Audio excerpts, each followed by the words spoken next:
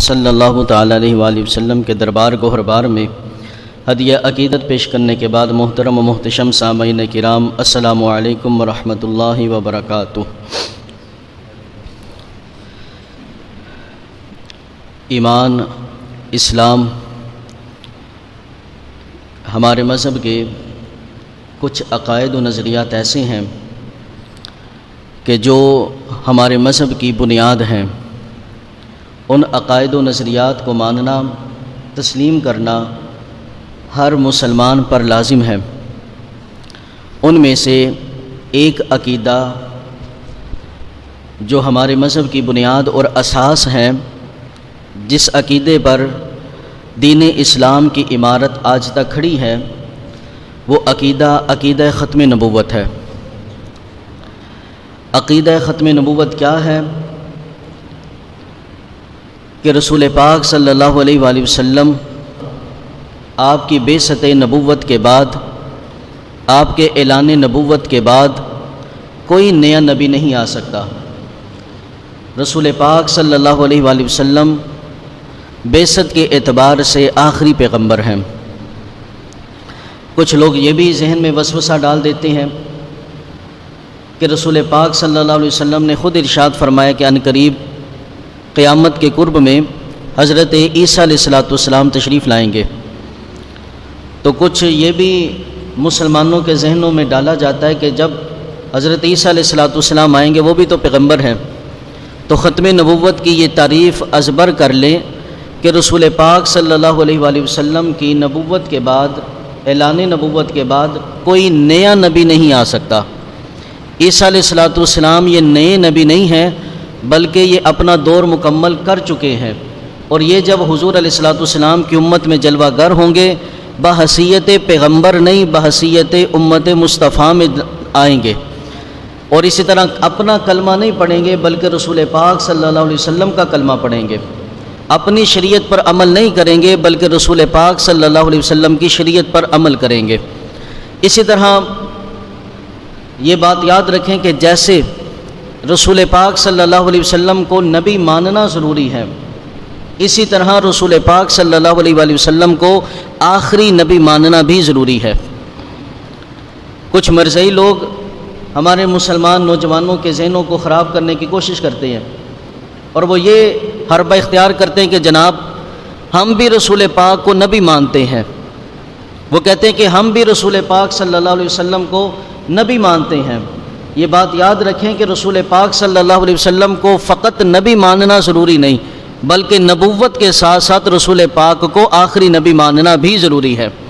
اگر کوئی رسول پاک کو نبی تو مانے، رسول پاک صلی اللہ علیہ وسلم کی شان و عظمت کو تو مانے، حضور علیہ السلام کی رفعت اور بلندی کو تو مانے، رسول پاک صلی اللہ علیہ وآلہ وسلم کی رسالت کو تو مانے، رسول پاک صلی اللہ علیہ وآلہ وسلم کی نبوت کو تو مانے، رسول پاک صلی اللہ علیہ وآلہ وسلم کی علم و عرفان کو تو مانے، رسول پاک صلی اللہ علیہ وآلہ وسلم کے میلاد و معراج کو تو مانے، لیکن رسول پاک صلی اللہ علیہ وسلم کو آخری نبی نہ مانے، وہ بندہ دائرہ اسلام سے خارج ہے۔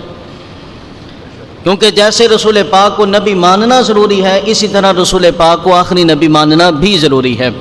یاران محبت، برادران اہل سنت، یہ وہ عقیدہ ہے جس عقیدے پر مسلمانوں کی جانوں کے خونوں کے نذرانے رکھے گئے ہیں۔ یہ وہ عقیدہ ہے جس کی بنیادوں میں شہداء کے خون ہیں، اور یہ وہ عقیدہ ہے کہ جس عقیدے پر ہر صدی میں، ہر دور میں مختلف طریقے پر حملے کیے گئے، کیونکہ یہی اسلام کی بنیاد ہے۔ اگر اسی عقیدے کو چھوڑ دیا جائے، اسی عقیدے میں کمپرومائز کر لیا جائے، اسلام کی عمارت گر جاتی ہے۔ لوگ اسی عقیدے پر حملہ کرنے کی کوشش کرتے ہیں۔ آپ قرون اولیٰ سے دیکھیں، اس عقیدے پر رسول پاک صلی اللہ علیہ وسلم آپ کے زمانہ، ظاہری زمانہ میں ہی حملہ ہو چکا تھا۔ مسلمہ کذاب رسول پاک صلی اللہ علیہ وسلم کے جو ظاہری آخری ایام تھے، ان ایام میں اس نے دعویٰ کیا تھا نبوت کا، لیکن آپ دیکھیں کہ مسلمانوں نے کس قدر اس کا مقابلہ کیا۔ حضرت صدیق اکبر رضی اللہ تعالیٰ عنہ آپ کے زمانے میں جب آپ نے لشکر کو ترتیب دیا، آپ نے کہا کہ چلو مسلمہ کذاب کے مقابلے میں، کہ وہ رسول پاک صلی اللہ علیہ وآلہ وسلم کو آخری نبی نہیں مانتا، آپ نے جنگ کی تیاری شروع کی۔ یاران محبت، میرے آقا کریم علیہ الصلوۃ والسلام آپ کی ظاہری زندگی میں تقریباً 60 سے 65 جنگیں لڑی گئیں۔ 60 سے 65 جنگوں میں رسول پاک صلی اللہ علیہ وسلم نے بنفس نفیس خود شرکت فرمائی یا حضور علیہ الصلوۃ والسلام نے صحابہ کو روانہ کیا، اور ان 60 سے 65 جنگوں کے اندر تقریباً 250 کے قریب صحابہ کرام شہید ہوئے تھے، لیکن مسلمہ کذاب کے مقابلے میں جب صدیق اکبر نکلے تو 1200 صحابہ شہید ہوئے تھے۔ اتنا اسلام کا نقصان 65 جنگوں میں نہیں ہوا جتنا نقصان اس ایک جنگ میں ہوا، اور اس میں 700 صحابہ وہ تھے جو حافظ قرآن تھے۔ لیکن صدیق اکبر رضی اللہ تعالی عنہ، آپ نے کہا ہمیں یہ نقصان برداشت ہے، لیکن ختم نبوت پر حملہ ہو جائے ہمیں یہ برداشت نہیں ہے، یہ برداشت نہیں ہے۔ امت ہر قسم کا نقصان برداشت کر سکتی ہے، امت ہر قسم کا زخم برداشت کر سکتی ہے، لیکن ختم نبوت پر حملہ یہ کبھی برداشت نہیں کر سکتی۔ تو یاران محبت، ابتدائی اسلام سے ہی، قرون اولیٰ سے ہی اسی عقیدے پر قربانیاں چلتی آئی ہیں، یہ بار بار تحریکیں چلیں، بار بار عقیدہ ختم نبوت پہ قربانیاں دی گئیں، لیکن آج یہ جو ماحول ہے، ستمبر کا مہینہ 7 ستمبر، یہ ایک بڑا ہی خوبصورت دن ہے، اور ہمارے ملک پاکستان میں رہنے والے جتنے علماء ہیں، علماء حقہ، اور جتنے ہی عوام عاشقان رسول ہیں، ان کے لیے یہ بڑا ایک فخر کا دن ہے، ایک فخر کا دن ہے۔ وجہ یہ تھی کہ قادیان ایک ایسا فتنہ پاکستان میں یہ بار بار تحریک چلی۔ ہمارے پاکستان کا ایک المیہ یہ بھی ہے جو لا الہ الا اللہ کی بنیاد پہ بنا، جو محمد رسول اللہ کی فضا میں بنا۔ یہاں کا سب سے پہلا جو وزیر خارجہ تھا وہ خود مرزئی تھا، ادھر قائد اعظم محمد علی جناح کا جنازہ پڑا ہوا تھا، اور خود یہ ظفر اللہ وزیر خارجہ تھا، اور خود یہ بیٹھا ہوا تھا سفیروں کے پاس۔ کسی نے کہا کہ قائد اعظم محمد علی جناح کا جنازہ پڑا ہوا ہے، حضرت تشریف لے کر جائے، تو وہ مرزئی کہنے لگا کہ اس کافر حکومت میں اکیلا میں ہی مسلمان ہوں، اس کافر حکومت میں معاذ اللہ ایک اکیلا میں ہی مسلمان ہوں، میں جنازہ نہیں پڑھتا کافر کا معاذ اللہ۔ قائد اعظم محمد علی جناح کا انہوں نے جنازہ بھی نہیں پڑھا، اور یہ ظفر اللہ اس کے خلاف پھر جب مہم چلی 1900 کی دہائی کے اندر، اس میں ہمارے علماء نے اپنا کردار ادا کیا اس کو ہٹانے کے لیے کہ مرزئی یہ کسی وزارت میں نہیں آ سکتے کیونکہ یہ کافر ہیں۔ اس پر مکمل ایک تحریک چلی۔ سب سے پہلے جو تحریک چلائی گئی وہ 1953 میں چلائی گئی۔ 1953 میں جب یہ چلی تو اس میں نمایاں کردار علماء اہل سنت نے ادا کیا، جن میں سید ابو الحسنات شاہ صاحب بھی موجود ہیں۔ سید ابو الحسنات شاہ صاحب یہ وہ سید زادے سکھر کی جیل میں موجود ہیں۔ سکھر کی جیل میں کسی نے آ کر خبر دی کہ لاہور کی جیل میں آپ کا جوان بیٹا بھی ہے، اور عدالتوں نے، قاضیوں نے، ججوں نے اسے سزائے موت کا حکم دے دیا ہے۔ تو حضرت سید ابو الحسنات، ایک باپ کا کلیجہ دیکھو کیسا ہے، اور ایک باپ کی امنگ دیکھو کیسی ہے۔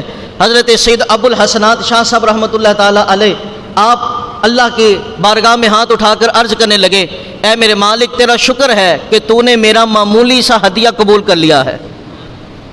جوان بیٹا دے رہے ہیں اور کہا مالک معمولی سا تحفہ ہے، معمولی سا تحفہ ہے۔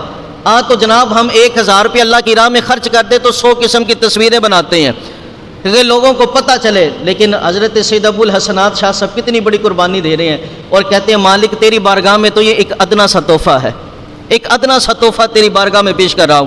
اسی طرح دوسری بار جب تحریک چلی، دوسری بار تحریک چلی 1970 کی دہائی میں، اس میں علماء نے بڑا کردار ادا کیا۔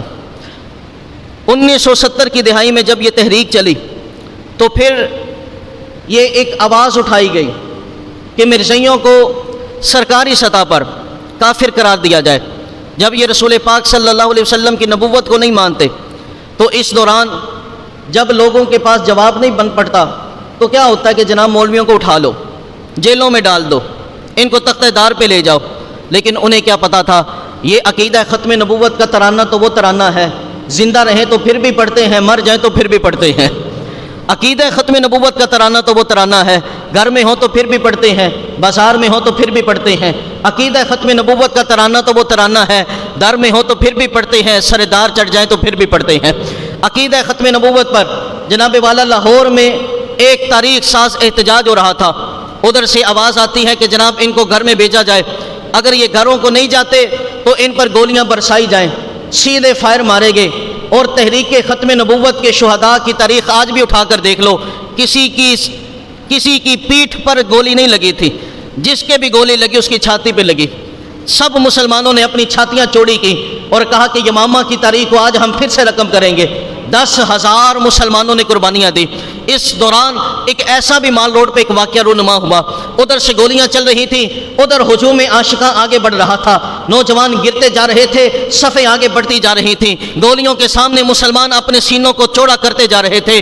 ایک مائی ہے، اس کی بیٹے کی بارات جا رہی ہے، کسی سے پوچھا بیٹا یہ آواز گولیوں کی کہاں سے آ رہی ہے، یہ ہجوم عاشقاں کیسا ہے، یہ برسات کیسی ہے، یہ نوجوان کیوں گر رہے ہیں، یہ کیوں کارواں آگے بڑھ رہا ہے، یہ کیا ہو رہا ہے؟ کسی نے کہا یہ تحریک آزاد، تحریک ختم نبوت چل رہی ہے، لوگ گولیاں برسا رہے ہیں، عاشقان رسول اپنی جانوں کے نذرانے دے رہے ہیں۔ وہ مائی اپنے براتیوں سے کہنے لگی میں اپنے قبیلے سے کہتی ہوں، خاندان سے کہتی ہوں، یہیں سے اپنے گھروں کو واپس پلٹ جاؤ، میں نے اپنے بیٹے کی شادی نہیں کرنی، اپنے نوجوان بیٹے کی شادی نہیں کرنی۔ وہ مائی نے اپنے سارے بیٹے کے براتیوں کو گھر میں بھیج دیا، اپنے بیٹے کی ڈولی کے پاس آئی، اپنے بیٹے کے گھوڑے کے پاس آئی اور آ کر کہنے لگی صحرا لگا ہوا ہے، دولہا بنا ہوا ہے۔ یاران محبت، یہ کیسا خوبصورت ویلا ہوتا ہے، ماں باپ کی جوانی کا یہ خواب ہوتا ہے جس کی تعبیر وہ دیکھ رہے ہوتے ہیں۔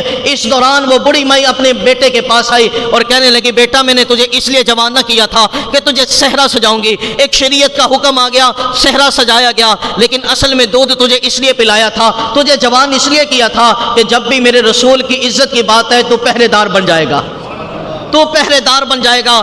آج صحرے کو نہ دیکھ، آج سجی ہوئی دلہن کو نہ دیکھ، آج باتے ہوئے براتیوں کو نہ دیکھ، بلکہ آج عزت مصطفیٰ کو دیکھ۔ میرا یہ جی چاہتا ہے کہ آج تو عزت رسول پر اپنی جان کو قربان کر دے۔ میرا یہ جی چاہتا ہے دنیا کی عورت کے ساتھ نہیں، جنت کی حور کے ساتھ تیرا نکاح پڑا جائے۔ اور خدا کی عزت کی قسم وہ مائی کہنے لگی اے بیٹے اگر آج تو رسول پاک کی عزت پہ قربان ہو جاتا ہے تو تیرے برات میں کوئی اور نہیں آئے گا بلکہ خود مصطفیٰ آ جائیں گے، تیرے براتی مصطفیٰ ہو جائیں گے۔ اللہ اکبر کبیرہ۔ ایسی ایسی قربانیاں دی گئیں، ایسی ایسی قربانیاں دی گئیں۔ وہ وقت بھی آیا، آج ہم عقیدہ ختم نبوت کے موضوع پر اپنے اکابر کی تاریخ کو بھول بیٹھے، اپنے مسلمانوں کی قربانیوں کو بھول بیٹھے۔ مولانا شفیع کاڑوی رحمۃ اللہ تعالی علیہ، جب لوگوں نے دیکھا، حکومتوں نے دیکھا یہ مولوی باز نہیں آتے، انہوں نے سب کو پکڑ کے جیل میں رکھ دیا۔ اور آپ کو پتہ ہے بڑے بڑے لوگ جو آج 7 ستمبر کا کریڈٹ لینا چاہتے ہیں، بڑے بڑے آج وہ جلسے کرنے والے، ان کے بڑوں نے یہ سائن کر کے دیا تھا کہ ہمارا تحریک ختم نبوت سے کوئی رشتہ نہیں ہے۔ حکومت کی طرف سے یہ خط مولانا شفیع کاڑوی رحمۃ اللہ تعالی علیہ کے پاس آ پہنچا۔ مولانا شفیع کاڑوی رحمۃ اللہ تعالی علیہ کو خبر دی گئی، کہا گیا حضرت آپ کا ایک بیٹا فوت ہو گیا ہے بیماری کی وجہ سے، سائن کر دیں۔ آپ نے فرمایا سب کچھ تو چھوڑ سکتا ہوں، ختم نبوت سے رشتہ نہیں چھوڑ سکتا ہوں۔ کچھ دن گزرے تو اتفاق ایسا کہ دوسرا بیٹا بھی فوت ہو گیا۔ مولانا شفیع کاڑوی رحمۃ اللہ تعالیٰ علیہ پھر وہ سٹیٹمنٹ دی گئی، حضرت یہ نیچے سائن کر دیں، بس آپ کو اپنے بیٹے کے جنازے پہ جانے کی اجازت مل جائے گی، آپ اپنے بیٹے کا چہرہ دیکھ سکتے ہیں، جنازہ پڑھا سکتے ہیں۔ مولانا شفیع کاڑوی رحمۃ اللہ تعالیٰ علیہ آپ فرمانے لگے اس پر کبھی سائن نہیں کروں گا، یہ 2 بیٹے کیا ہیں، کروڑوں بھی ہوتے تو حضور کی ختم نبوت پہ قربان کر دیتا۔ ایسی ایسی قربانیاں ہمارے علماء نے دی۔ ایک گمنام عالم دین کا ایسا بھی واقعہ کتابوں میں رقم ہے، ایک ہی ان کا جوان بیٹا تھا، ایک ہی جوان بیٹا تھا، بیمار ہوئے ڈاکٹر کے پاس لے گئے، ماں باپ سرانے کھڑے ہیں، ڈاکٹر نے بتایا ہے کہ بیٹے کی آخری رات ہے، چند سانسیں باقی ہیں، چند گھنٹوں کا مہمان ہے، اس کے بعد یہ بیٹا رخصت ہو جائے گا۔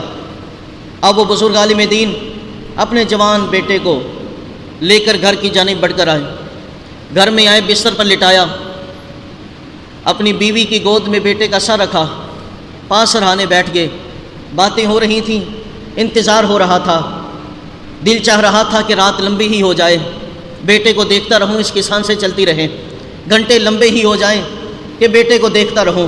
ادھر باپ کی امنگیں جاگ رہی تھیں، ادھر ماں کی ممتا آنسو بہا رہی تھی۔ اچانک دروازے پہ دستک ہوتی ہے، اچانک دروازے پہ دستک ہوئی اور دروازے پہ دستک ہوئی، دروازہ کھولا گیا۔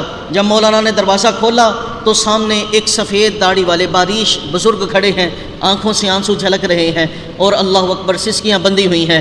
اللہ اکبر کبیرہ۔ وہ بزرگ رو رو کر کہتے ہیں علامہ صاحب آپ نے دین پڑھا ہے، آپ رسول پاک کے وارث ہیں، وہ ہمارا گاؤں، اس گاؤں کے اندر قادیانیوں کا ایک مبلغ آ گیا ہے، اس نے آ کر تبلیغ ایسی کی ہے کچھ مسلمان قادیانی ہوتے جا رہے ہیں، حضور ذرا تشریف تو لائیں، حضور علیہ الصلوۃ والسلام کی ختم نبوت آپ بھی بیان کریں۔ ادھر مولانا پیچھے بچہ بیمار ہے، بیٹا بیمار ہے، چند گھنٹے چند سانسیں باقی ہیں، اور سامنے ایک بزرگ کھڑے ہیں، لیکن خدا کی عزت کی قسم ہے عشق کیسا ہے، محبت کیسی ہے، علماء کا کردار کیسا ہے۔ یقیناً میرے آقا انہی علماء کو دیکھ کر فرما رہے تھے، میرے آقا کریم علیہ الصلوۃ والسلام نا ایک دن بیٹھے ہوئے ہیں ٹیک لگا کر، ایک تنے کے ساتھ ٹیک لگا کر بیٹھے ہوئے ہیں، اچانک ایک صحابی رسول نے کہا یا رسول اللہ عیسائیوں کے مولوی، عیسائیوں کے عالم، عیسائیوں کے راہب، یا رسول اللہ اپنے دین پر بڑے پکے تھے، اپنے دین پر بڑے پکے تھے، لیکن یا رسول اللہ حکومتیں ایسی آئیں، حاکم ایسے آئے، وقت ایسا آیا، زمانہ ایسا آیا، حالات ایسے بدلے کہ ان علماء کے فتوے بدل گئے، آسمانی کتابیں بدل گئی۔ کسی صحابی نے کہا یا رسول اللہ یہودیوں کے مولوی، یہودیوں کے عالم، یہودیوں کے رہنما بڑے دین میں پکے ہوتے تھے، لیکن یا رسول اللہ پھر وقت نے ان کو بھی بدل کے رکھ دیا۔ میرے آقا کریم علیہ الصلوۃ والسلام سنتے رہے، کسی نے کہا فلاں امت کے مولوی بدل گئے، فلاں امت کے عالم بدل گئے، فلاں امت کے پیر بدل گئے، فلاں امت کے رہنما بدل گئے۔ میرے آقا کریم علیہ الصلوۃ والسلام نے جو ٹیک لگائی ہوئی تھی، میرے آقا ٹیک چھوڑ کر بیٹھ گئے۔ میرے آقا کریم علیہ السلام نے فرمایا صحابہ سن لو، صحابہ سن لو، زمانہ کیسا بھی آ جائے، حالات کیسے بھی آ جائے، حکمران کیسے بھی آ جائے، حاکم کیسے بھی آ جائے، واقعات کیسے بھی ہو جائیں، فتنے کتنے ہی آ جائیں، لیکن جو میرے دین کے وارث ہوں گے محمد عربی کے دین پہ قائم رہیں گے، میرے دین پہ قائم رہیں گے۔ ادھر ایک بزرگ کھڑے ہیں، کہتے ہیں قادیانیوں نے حملہ کر دیا، ان کا مبلغ آ گیا، مسلمان گمراہ ہو رہے ہیں، پیچھے باپ جوان بیٹا ہے، بیماری سے لڑ رہا ہے، لیکن مولانا پیچھے نہیں بڑھے، آگے ہی نکلتے ہیں، دروازے پہ دستک نہیں، واپس آ کر یہ بھی نہیں کہا کہ پیار دیتا جاؤں، یہ بھی نہیں سوچا کہ بیٹے کو تسلی ہی دیتا جاؤں، وہیں سے دروازے پہ کہا کہ سن لو میں جا رہا ہوں رسول پاک کی عزت کے لیے، اگر واپس آیا مہلت ملی تو ملاقات ہو جائے گی، نہیں تو رسول پاک صلی اللہ علیہ وسلم کے حوض کوثر پہ ملاقات ہو جائے گی۔ اتنے میں ابھی وہ تانگے پہ بیٹھے تھے، اپنے تانگے پہ بیٹھ کر وہ گاؤں کی جانب بڑھ رہے تھے، ابھی رستے میں پہنچے تھے کہ پیچھے مرید دوڑتے ہوئے آئے اور کہنے لگے مولانا آپ کے بیٹے کا وصال ہو گیا ہے۔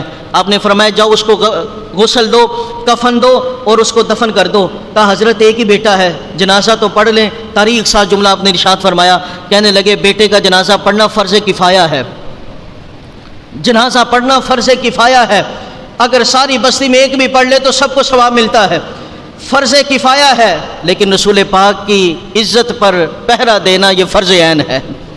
جنازہ فرض کفایہ ہے اور رسول پاک صلی اللہ علیہ وآلہ وسلم کی ختم نبوت پہ پہلا دینا یہ فرض عین ہے۔ یاران محبت، اس مسئلے کی حساسیت کو سمجھے، اس مسئلے کی حساسیت کو سمجھے۔ نماز اپنے وقت میں فرض ہے، زکوٰۃ اپنے وقت میں فرض ہے، زکوٰۃ ادا کر دی، فرضیت ختم ہو گئی۔ نماز آپ نے پڑھ لی، اب اگلے نماز تک آپ کو چھٹی ہے۔ ارے حج زندگی میں ایک بار فرض ہے، زکوٰۃ سال میں ایک بار فرض ہے، نماز دن میں 5 بار فرض ہے۔ یاران محبت، برادران اہل سنت، روزہ پورے سالوں میں ایک ماہ رمضان میں فرض ہے، لیکن ناموس رسالت پر پہرا ہر وقت فرض ہے، ہر سانس میں فرض ہے۔ اس مسئلے کی حساسیت کو سمجھے، ہمارے علماء نے کتنا کردار ادا کیا ہے۔ یاران محبت، برادران اہل سنت، اسی طرح حضرت عبدالستار خان نیاسی رحمۃ اللہ تعالیٰ علیہ، آپ کا بھی بڑا خوبصورت کردار نظر آتا ہے۔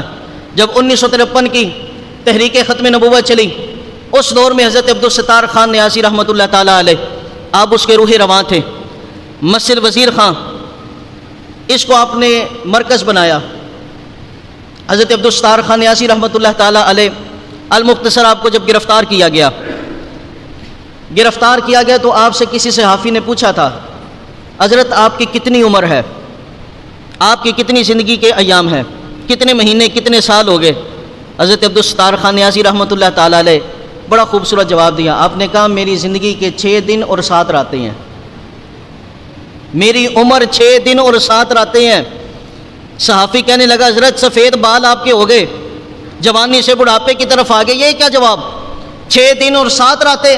آپ کہنے لگے یارو جو دن جیل میں گزرے ہیں، بولو تو صحیح ذرا یار، جو دن جیل میں گزرے ہیں رسول پاک کی عزت پر پہرا دیتے گزرے ہیں، عبدالستار خان نیازی تو انہی کو زندگی کہتا ہے۔ انہی کو زندگی کہتا ہے، 7 راتیں 6 دن، کہا یہی میری زندگی ہے۔ اسی طرح 1970 کی دہائی میں جو تحریک ختم نبوت چلی، ان میں ایک نمایاں نام حضرت شاہ احمد نورانی صدیقی رحمۃ اللہ تعالیٰ علیہ کا ہے۔ گج کے بولو ذرا۔ پتہ یہ شاہ احمد نورانی صدیقی کیا ہے؟ بڑے باپ کا بڑا بیٹا۔ باپ تو بڑے نظر آتے ہیں، بیٹے بڑے چھوٹے ہوتے ہیں، لیکن یہ وہ واحد، وہ منفرد بیٹا ہے جس کا باپ بھی بہت بڑا ہے اور بیٹا بھی بہت بڑا ہے۔ جس کے باپ کو دیکھو تو وہ حضرت امام احمد رضا خان فاضل بریلوی رحمۃ اللہ تعالیٰ علیہ کے شاگرد نظر آتے ہیں، ان کے خلیفہ نظر آتے ہیں۔ اور اگر بیٹے کو دیکھو، حضرت شاہ احمد نورانی صدیقی کو دیکھو تو آپ حضرت ضیاء الدین مدنی رحمۃ اللہ تعالیٰ علیہ آپ کے شاگرد نظر آتے ہیں۔ بڑے استاد کے بڑے شاگرد، بڑے باپ کے بڑے بیٹے، اللہ اکبر کبیرہ۔ 7 سال آپ کی عمر مبارک تھی جب آپ نے قرآن کو حفظ کر لیا تھا۔ 20 سال کی آپ کی عمر مبارک تھی جب آپ دارالفتاح پر فائز ہو چکے تھے۔ اتنے ذہین اور فتین پاکستان کا یہ منفرد عالم دین ایک وقت میں تقریباً 32 سے 33 زبانوں پر عبور حاصل تھا۔ 32 سے 33 زبانوں پر عبور حاصل تھا، لیکن سادگی کیسی تھی؟ سائیکل رکھا ہوا تھا۔ گج کے بولو ذرا یا۔ اپنے اکابر کی زندگیوں پہ ناز کرو۔ ہمارے اکابر نے محل نہیں بنائے، گاڑی اور بنگلے نہیں بنائے، ہمارے اکابر نے بنایا ہے تو اپنا رسول پاک صلی اللہ علیہ وسلم کے ناموس پر پہرا دینے والے محافظین بنائے ہیں۔ حضرت شاہ احمد نورانی صدیقی رحمۃ اللہ تعالیٰ علیہ، آپ نے جمعیت علماء میں حصہ لیا۔ 1970 میں آپ نے الیکشن لڑا۔ 1971 کی دہائی میں آپ اسمبلی میں جا پہنچے، اور جب آپ اسمبلی میں جا پہنچے سب سے پہلے آپ نے جو بل پیش کیا وہ یہ کہ مسلمان کسے کہتے ہیں، مسلمان کی تعریف کیا ہے۔ آپ نے اس پر ایک سرکاری سطح پہ تعریف ثابت کی، جس میں ختم نبوت کی شک رکھی گئی کہ مسلمان اسی کو کہا جائے گا وہ جو اللہ کو وحدہ لا شریک بھی مانے اور رسول پاک کو آخری نبی بھی مانے۔ پہلے اس تعریف پر بڑی جدوجہد کی گئی، پھر 1974 کی وہ دہائی بھی آئی جس میں آپ مسلسل محنت اور مشقت کے بعد، جون کا مہینہ ہے، جون کے مہینے میں آپ نے قرارداد پیش کی ہے۔ قرارداد پیش کی گئی قادیانیوں کو اقلیت قرار دیا جائے۔ پاکستان میں یہ مسلمان نہیں، یہ خارج از اسلام ہے۔ حضرت شاہ احمد نورانی صدیقی رحمۃ اللہ تعالی علیہ جب آپ نے قرارداد پیش کی نا تو سارے جو اسمبلی کے ارکان تھے، سارے وزراء اور سارے مشیر وغیرہ، حکومتی سطح پہ جتنے بھی اراکین تھے، وہ سارے کہنے لگے مولانا یہ تو کون سی بات ہے بڑی، سارے مسلمانوں کا یہی تو عقیدہ ہے کہ رسول پاک کو جو آخری نبی نہیں مانتا وہ کافر ہے، اس میں بحث کرنے کی کیا ضرورت، اس پہ قانون بنانے کی کیا ضرورت۔ حضرت مولانا شاہ احمد نورانی کی نظر بصیرت دیکھ رہی تھی کہ آنے والے زمانے میں کوئی یہ نہ کہہ بیٹھے کہ اس بل کے اوپر تو بحث ہوئی نہیں تھی۔ حضرت مولانا شاہ احمد نورانی نے کہا اچھا سارے مانتے تو بحث کرنے میں کیا مقصد ہے، کیا اس میں مسئلہ ہے، آؤ سارے اس کے اوپر بحث کرو، اپنے اپنے کمنٹ دو، اس کے اوپر بات کرو۔ کمنٹ کے اندر جناب ادھر ابتدائی دور میں بھٹو جو تھا، بھٹو یہ بھی خلاف تھا ختم نبوت کے اس تحریک کے بارے میں، وہ مولانا شاہ احمد نورانی صاحب کو کہا کرتا تھا حضرت یہ تو مدرسے کی بات ہے، مدرسے میں نپٹاؤ، یہ تو جناب مدرسوں کی بات ہے، مدرسوں میں فتوے دو، یہ پارلیمنٹ اور اسمبلیوں میں لانے کی کیا ضرورت ہے۔ حضرت مولانا شاہ احمد نورانی صدیقی ایک دفعہ بھٹو کے پاس بیٹھے ہوئے اس کو مسئلہ سمجھانے لگے، لیکن بزرگ بھی بزرگ ہوتے ہیں، کسی خوبصورت مثال سے اس کو سارا مسئلہ سمجھا دیا۔ کہا بھٹو مجھے بتا تو صحیح، اس وقت تو وزیر اعظم ہے، تیری وزارت کی کرسی کے سامنے میں اگر کرسی لگا کے بیٹھ جاؤں، کوئی کرسی لگا کر بیٹھ جائے کہ میں بھی وزیر اعظم ہوں، بتا تو اس کی کرسی کو برداشت کر لے گا، کیا تو اس بندے کو برداشت کر لے گا؟ بھٹو کہنے لگا میں تو کبھی برداشت نہیں کروں گا۔ تو کہا بس یہی تو مسئلہ ہے، رسول پاک کی منصب نبوت کی نشست لگی ہوئی ہے، آقا کا تاج سجا ہوا ہے، آقا کا منبر سجا ہوا ہے، اب کوئی اور کرسی لگا کر بیٹھ جائے کہ میں بھی نبی ہوں، تو حضرت مولانا شاہ احمد نورانی کہنے لگے تجھے اپنی دوسری کرسی غیر کی کرسی برداشت نہیں ہے تو ہمیں بھی رسول پاک کے مقابلے میں کسی کانے کی کرسی برداشت نہیں ہے۔ اسے مسئلہ سمجھ میں آیا، کہا اچھا یہ مسئلہ ہے، آؤ پھر میں بھی تمہارے ساتھ ہوں۔ پھر پارلیمنٹ کے اندر 2 ماہ تک بحث ہوتی رہی، 100 کچھ سوال و جواب ہوتے رہے۔ اللہ اکبر کبیرہ، میں کہتا ہوں اپنے اکابر کی تاریخ کو پڑھو، اپنے اکابر کی تاریخ کو پڑھو، ہمارے اکابر نے کیسی کیسی قربانیاں دی۔ آج لوگ اپنے پاس یہ سب کچھ لے کر جانا چاہتے ہیں، لیکن قربانیاں دی تو اہل سنت نے دی، خون بہایا تو اہل سنت کا بہایا گیا، جوان لٹے تو اہل سنت کے لٹے، پارلیمنٹ میں اگر کوئی جواب دے سکا تو وہ اہل سنت دے سکے۔ یاران محبت، برادران اہل سنت، آج بھی میں آپ کے سامنے یہ کہتا ہوں کہ جو بیانیہ عقیدہ ختم نبوت کا ہے، سننے کے علاوہ کوئی بیان نہیں کر سکتا۔ سنی کے بغیر کوئی بیان نہیں کر سکتا۔ جو عقیدہ ختم نبوت کا بیانیہ میرے رب کا ہے، وہ بیانیہ اگر کوئی بیان کر سکتا ہے تو وہ احمد رضا کا ملانگی کر سکتا ہے۔ گج کے بولو ذرا بھائی۔ اس پر میں آپ کو قرآن کی دلیل دیتا ہوں۔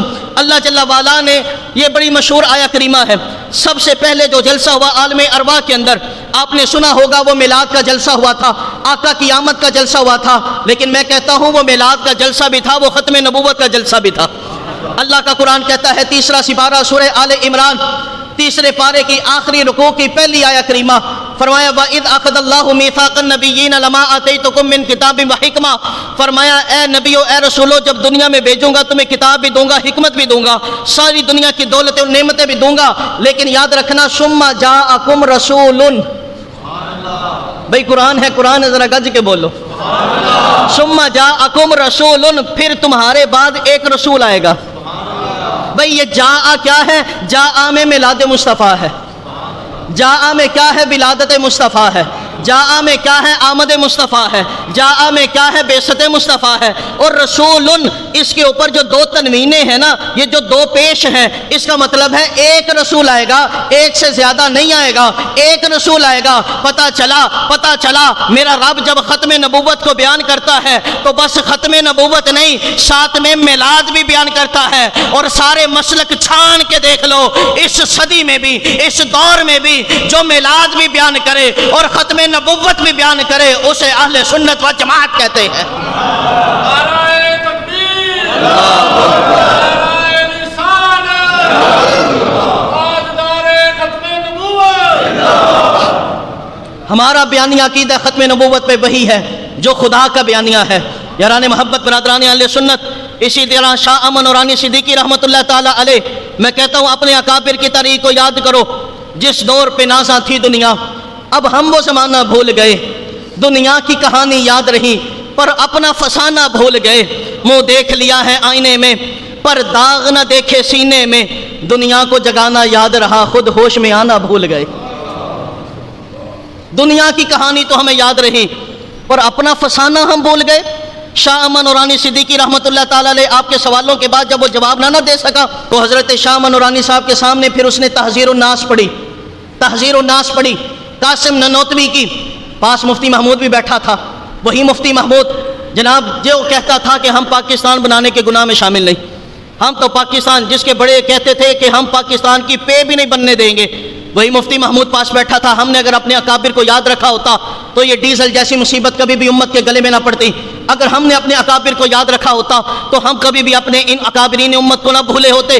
یاران محبت، برادران اہل سنت، کہاں مفتی محمود پاس بیٹھا ہوا ہے، اے مرسا نے لگا شاہ منورانی یہ تحذیر الناس کی عبارت ہے، ذرا مجھے بتاؤ تو صحیح، اس میں لکھا ہے کہ اگر بالفرض رسول پاک صلی اللہ علیہ وسلم کے بعد اگر کوئی نبی آ بھی جائے تو رسول پاک کی ختم نبوت میں معاذ اللہ کوئی فرق حاصل نہیں ہوتا۔ کہا یہ دیوبندیوں کی کتاب تحذیر الناس کے اندر یہ عبارت لکھی ہوئی ہے، اس کا جواب دو۔ یہ کہتے ہیں بالفرض آ جائے، ہم کہتے ہیں آ گیا ہے، ہم کہتے ہیں معاذ اللہ آ گیا ہے۔ اگر ہم کافر تو یہ کیا جو بغل میں بیٹھے ہیں؟ حضرت شاہ نورانی صاحب نے کہا مفتی محمود ذرا جواب دے اپنے بڑوں کا، لیکن مفتی محمود کہنے لگا میں ذرا چائے پینے جا رہا ہوں۔ آج بھی پارلیمنٹ کے اندر جب یہ مناظرہ لکھا گیا، یہ واقعہ اس میں موجود ہے، اسمبلی اراکین کے بعد جو اس کی اسٹیٹمنٹ پہنچی اس میں یہ بات موجود ہے، وہ جواب نہ دے سکے، آج تک اس کا جواب نہ دے سکے۔ اور شاہ امن نورانی صدیقی نے اس وقت حسام الحرمین کو لہرایا اور کہا یاد رکھنا، تم کہتے ہو ان کو کہو، ہمارے تو احمد رضا کل ہمیں بتا گئے ہیں، جو کہے کہ آ سکتا ہے وہ بھی کافر ہے، جو کہے آ گیا وہ بھی کافر ہے۔ ہمارے اکابر نے جواب دیا تھا، جواب نہ بن سکا تھا ان لوگوں سے۔ اس لیے میں کہتا ہوں دنیا کی کہانی یاد رہی پر اپنا فسانہ بھول گئے۔ یہ 7 ستمبر کو ہمارے بزرگوں نے قربانی دی، اللہ کریم ان کی قبروں پر کروڑوں رحمتوں کا نزول فرمائے۔